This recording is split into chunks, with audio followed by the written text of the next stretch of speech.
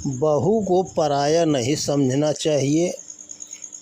पारिवारिक कलह कई कारणों से कई तरह के होते हैं, उसमें सास बहू का झगड़ा विशेष है।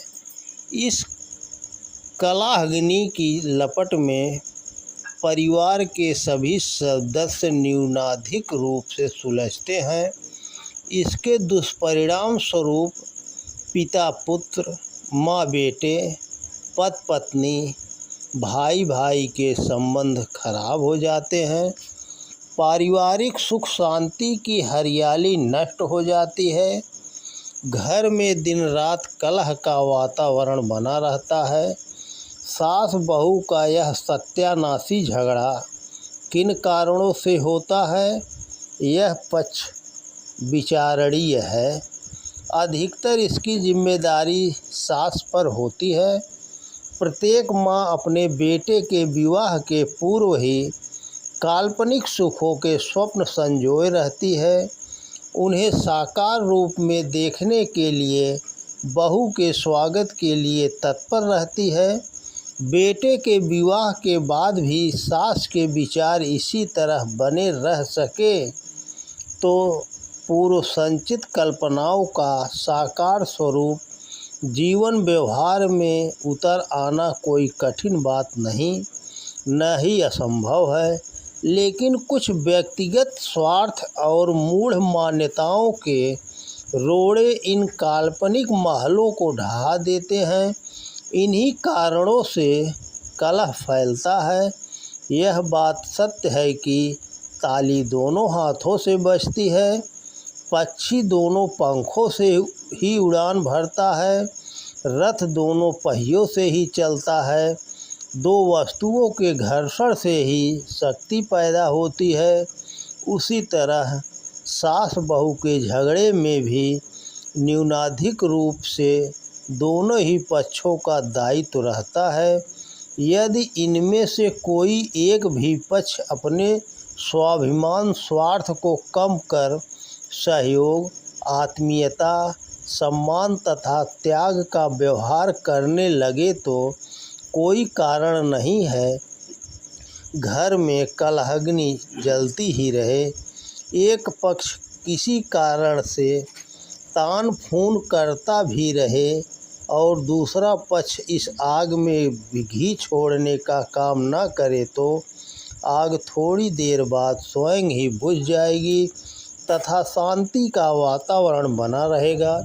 स्वाभिमान को बनाए रखने के लिए बराबरी के साथ उत्तर का प्रत्युत्तर देते रहने से में दूसरा पक्ष भी अपना क्रोध बढ़ाता जाता है।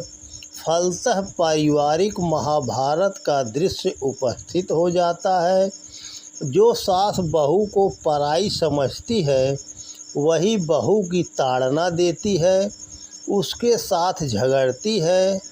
अपना पूत पराया डींगर की कहावत के अनुसार सुशील, कर्तव्य परायण एवं सेवा भावी बहू होने पर भी किसी न किसी रूप में उसे लांछित कर झगड़े की जड़ खोदी जाती है। घर का वातावरण ऐसा बना दिया जाता है कि बहू को उस आग में जलने के लिए बाध्य हो जाना पड़ता है। ऐसी सास अपनी बेटी की ज़्यादा हितकारिणी होती है। उन्हीं के लिए घर की सारी सुविधाएं सुरक्षित रखने का प्रयास करती है। इसमें बहू उन्हें बाधक दिखती है। फलतः उनका विरोध किया जाने लगता है। आज प्रायः घरों में झगड़े का यही कारण है कि माता पिता लड़की की ससुराल में हस्तक्षेप करते हैं। विवाह के समय लेन देन में कमी बेशी, बारातियों के स्वागत सत्कार, भोज बारात में कमी रह जाने पर, दहेज तिलक की कमी तथा मांग की पूर्ति न की जाने पर सास बहू को जली कटी सुनाना पुरानी बातें हैं। नवविवाहिता बहू के लिए अपने माता पिता की उखाड़ पछाड़ किया जाना असहनीय हो जाता है। मर्यादा का पालन करते हुए वह कुछ दिनों तक विष घूंटे पीकर सहमी रहती हैं, अपने शील की रक्षा करती रहती हैं, किंतु जब वह व्यंग अपनी सीमा पार कर लेता है तो बहू के पास उसका उत्तर देना ही शेष रह जाता है। इस ढाल से वह अपने पीहर की मर्यादा बचाने का प्रयास करती है। इन बातों की मार काट में ही गृह कला का उग्र रूप सामने आ जाता है। प्रगतिशील विचारधारा वाली शिक्षित बहू के व्यवहार प्राचीन रूढ़ियों के शिकंजे में फंसी सास को पसंद नहीं आती। उसके नौ आदर्शों को देखकर वह आग बबूला होती रहती है। अपने पति के साथ हंसना, बोलना, मनोरंजन करना, अध्ययन करना, पास पड़ोस की महिलाओं के साथ वार्ता करना, उनके साथ हेल मेल बढ़ाना तथा अन्य व्यवहार उसे फूटी आँख नहीं सुहाते। सास अपनी पुरानी रूढ़ियों को छोड़ना नहीं चाहती और बहू को अपने चरण चिन्हों का अनुगमन करने के लिए कहती है, इसके लिए बाध्य करती है। उसकी स्वच्छंदता को वह किसी भी हद तक क्षमा नहीं कर सकती। इन्हीं बातों को लेकर वह बहू को डांटती है, गाली देती है तथा जमाने का रोना रोती रहती है। कभी कभी परिवार में मूढ़ मान्यताओं के कारण भी कलह पैदा होता है। पारिवारिक आर्थिक अभाव, हारी बीमारी, दुर्घटना आदि को बहू के आगमन तथा उसकी साया के साथ जोड़ दिया जाता है। इस भ्रम में फंसकर बहू के अन्य अनेक गुणों पर पर्दा डालकर प्रत्येक कार्यों में बुराई ही देखी जाती है।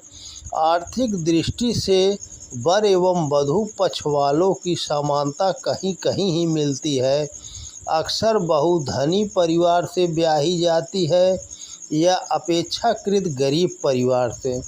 इन दोनों ही स्थितियों में सास बहू को उलाहना देती है। गरीब घर से होने पर तो पीहर के घर के अभावों का ताना देकर उसे तिरस्कृत करती है। हर बात पर उसका अनादर, नौकरानी तथा दासी के समान व्यवहार करती है। घर की व्यवस्था में उसकी सलाह नहीं ली जाती है, ना ही सम्मान दिया जाता है, किंतु प्रत्येक काम के लिए बहू को ही आदेश दिया जाता है। आज की सास पहले किसी की बहू रहती हैं, उस समय उसके ऊपर भी इसी तरह के अत्याचार ढाए जाते रहे होंगे। शायद उन्हीं को अपने सिर से उतारने के लिए, उनका बदला लेने के लिए सास अपने बहू के साथ उसी तरह का व्यवहार करती है। इसके फलों को सुशील बहू को भी चखना पड़ता है। कुछ सास परिवार की आर्थिक व्यवस्था को मरते दम तक स्वयं के हाथ में रखना चाहती हैं।